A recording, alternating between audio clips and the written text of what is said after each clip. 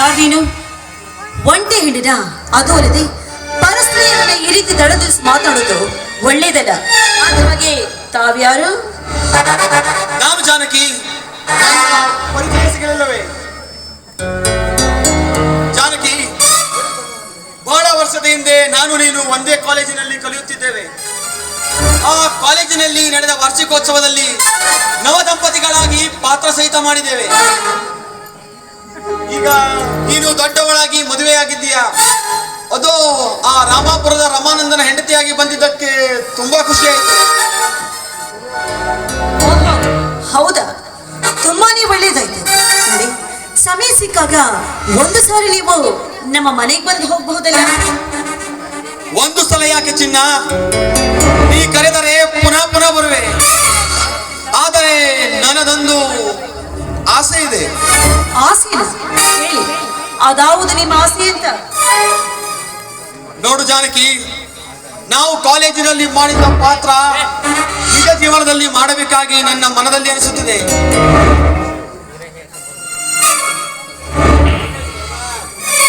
ಅಂದರೆ ನಾನು ನಿಮ್ಮ ಅಂತರಂಗದ ಪ್ರೇಯಸಿ ಆಗಬೇಕಾ? ಒಂದು ವೇಳೆ ಆಗದೇ ಇದ್ರೆ ಅಣ್ಣ ತಮ್ಮಂದರಲ್ಲಿ ಬಿರುಕು ಮುಗಿಸಿ ನಿನ್ನ ಸಂಸಾರವನ್ನು ಮಾಡಿಬಿಡುವೆ. ಹೌದು, ನೀನೆಲ್ಲ ನಿಮ್ಮ ಅಪ್ಪನಿಂದಲೂ ಕೂಡ ಸಾಧ್ಯವಿಲ್ಲ ಅಂತ ತಿಳಿದುಕೋ.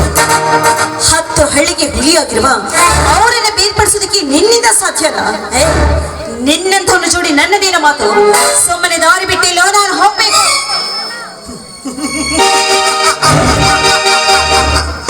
ಹೊರಟು ಹೋಗಲು ಬಂದಿಲ್ಲ ಜಾನಕಿ, ಘಟ ಸರ್ಪನಾಗಿ ನಿನ್ನ ಕಚ್ಚಲು ಬಂದಿರುವೆ. ನೀನಾಗಿಯೇ ಒಲಿದು ಬಂದರೆ ನಿನಗೆ ಸುಖ, ಇಲ್ಲ ಈ ರಸಿಕ ರಾಜನಿಗೆ ಸ್ವರ್ಗ ಸುಖ. ಎಲ್ಲೋ ನಿನ್ನ ತಲೆ ಕೆಟ್ಟಿದೆ ಅಂತ ಕಾಣಿಸುತ್ತೆ. ಪರಸ್ತ್ರೀ ಮೇಲೆ ಮನಸ್ಸು ಮಾಡಿದ ನಿಜವಾದ್ರೆ ಈ ಭಾರತ ನಾರಿ ಕೈಯಿಂದ ನೀನು ನಿನ್ನ ಆಯುಷ್ಯವನ್ನೇ ಕಳೆದುಕೊಳ್ಳಬೇಕಾಗುತ್ತಷ್ಟೇ. ಏನಂದಿ? ಭಾರತೀಯ ನಾರಿಯರು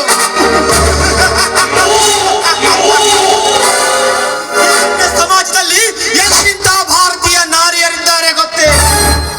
ಗಂಡನೇ ದೇವರೆಂದು ನಂಬಿ ಗಂಡನ ತುದಿಗೆ ಗಂಡತನದ ಮಾತು ಹೇಳಿ ಬಂಡೆ ಕೆಳಗೆ ತನ್ನ ಮಿಂಡನೊಂದಿಗೆ ಚಕ್ಕಂದ ಆಡಿ ಬರುವ ಡಾಂಬಿಕ ಹೆಣ್ಣುಗಳಷ್ಟಿಲ್ಲ ಈ ನಿನ್ನ ಭಾರತದ ಸಮಾಜ.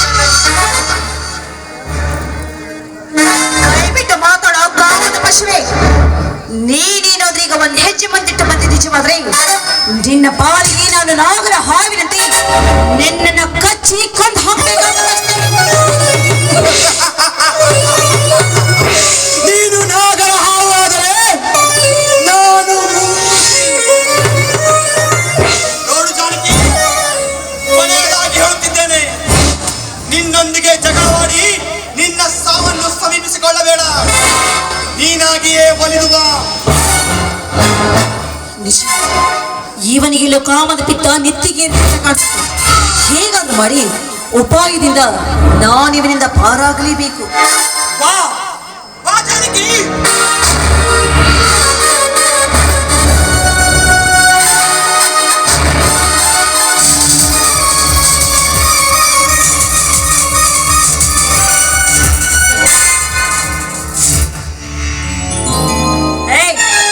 ಕಾಮದ ಪಶುವೆ, ನೀನೇನ್ ಮಾಡ್ತಾ ಇದ್ದೆ ಅಂತ ನಿನಗೆ ಅರಿವಿದೆ ತಾನೆ?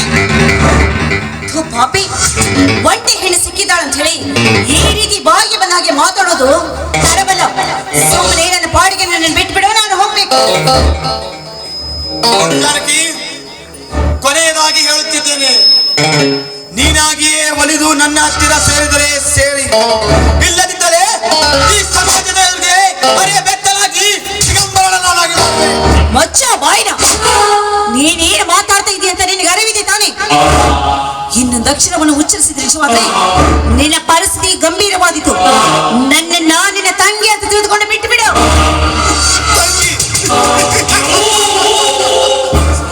ಸಮಾಜದ ಎಲ್ಲಾ ಗರತಿಯರಿಗೆ ತಂಗಿ ಎಂದು ಕೇಳಿದರೆ ನಮ್ಮಂತ ಯುವಕರ ಗತಿಯೇನು? ನೋಡು ಜಾನಕಿ, ಕೊನೆಯದ ಕೊನೆಯದಾಗಿ ಹೇಳುತ್ತಿದ್ದೇನೆ, ನೀನಾಗಿ ಒಲಿದು ಬಾ ರಾಣಿ.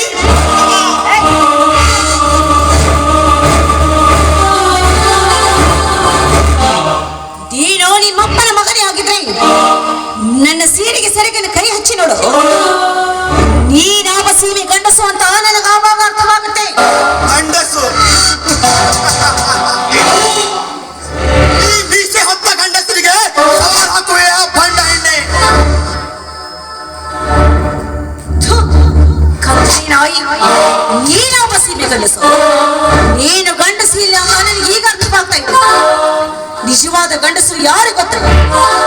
ಈ ಭರತ ಭೂಮಿಯನ್ನು ಕಾಪಾಡಬೇಕಾದ್ರೆ ತಂದೆ ತಾಯಿ ಅಣ್ಣ ತಮ್ಮ ಹೆಂಡತಿ ಮಕ್ಕಳನ್ನು ಆಸೆ ಈ ನಮ್ಮ ದೇಶವನ್ನು ಕಾಯ್ತಾ ಇದ್ದಾನಲ್ಲ ಈ ಯೋಧ, ಆ ಸೈನಿಕ, ಅವರ ನಿಜವಾದ ಗಂಡಸು. ಇನ್ನು 84 ಕೋಟಿ ಜೀವರಾಶಿಗಳಿಗೆ ಅನ್ನವನ್ನು ಹಾಕ್ತಾನಲ್ಲ ರೈತ, ಅವನ ನಿಜವಾದ ಗಂಡಸು. ನೀನಾವ ಸೀಮೆ ಗಂಡಸು? ಜಾನಕಿ, ನಿನ್ನ ಗಂಡ ರಾಮಾನಂದ ರೈತ ಹುಲಿಯಾದರೆ ನಾನು ಈ ದೇಶದ ಗಂಡೋಲಿ. ಜಾನಕಿ, ಕೊನೆಯದಾಗಿ ಹೇಳುತ್ತಿದ್ದೇನೆ, ನೀನಾಗಿಯೇ ಸಹಕರಿಸು. ಹುಚ್ಚಿನ ಮಗನೇ, ಇದು ಈ ಜನ್ಮದಲ್ಲಿ ಸಾಧ್ಯವಿಲ್ಲ. ನಾನಿಂದ ಪಾರಾಗಬೇಕಾದ್ರೆ ಏನಾದ್ರೂ ಒಂದು ಉಪಾಯವನ್ನು ಹುಡುಕಲೇಬೇಕು. ಹಾಗೆ ನಾನು ನಿಮ್ಮವಳಾಗಬೇಕಾದ್ರೆ ನನ್ನದೊಂದು ಕಂಡೀಷನ್ ಇದೆ. ಆ ಕಂಡೀಷನ್ಗೆ ನೀವು ಒಪ್ಪಿಕೊಳ್ತೀರಾ? ಅದರ ಮುಂಚೆ ನನ್ನ ಅಂತರಂಗವನ್ನು ತಣಿಸವಲ್ಲವೇ? ಹಾಗಾದ್ರೆ ಮೊದಲು ನಾನು ನಿಮ್ಮ ಕಣ್ಣನ್ನು ಮುಸ್ತೀನಿ. ಆ ಕಣ್ಣಿಗೆ ಕಟ್ಟಿದ ಬಟ್ಟೆನ ನೀವು ತೆಗೆದೆ ನಿಮಗೆ 4 ಸುತ್ತನ್ನು ಹಾಕಿಸ್ತೀನಿ. ನೀವು ನನ್ನನ್ನು ಮುಟ್ಟಿ ನನ್ನನ್ನು ಅಪ್ಪಿಕೊಳ್ಬೇಕು. ಆವಾಗ ಬೇಕಾದ್ರೆ ನಾನು ನಿಮ್ಮವಳಾಗ್ತೀನಿ. ಸರಿನಾ?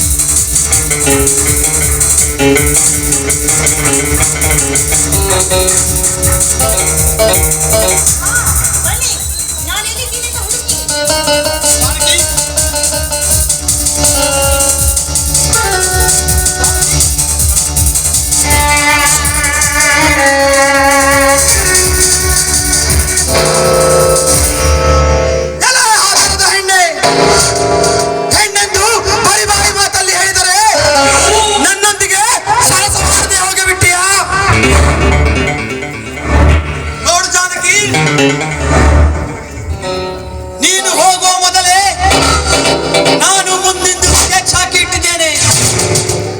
ಜಾನಕಿ, ಮುಂದೊಂದು ದಿನ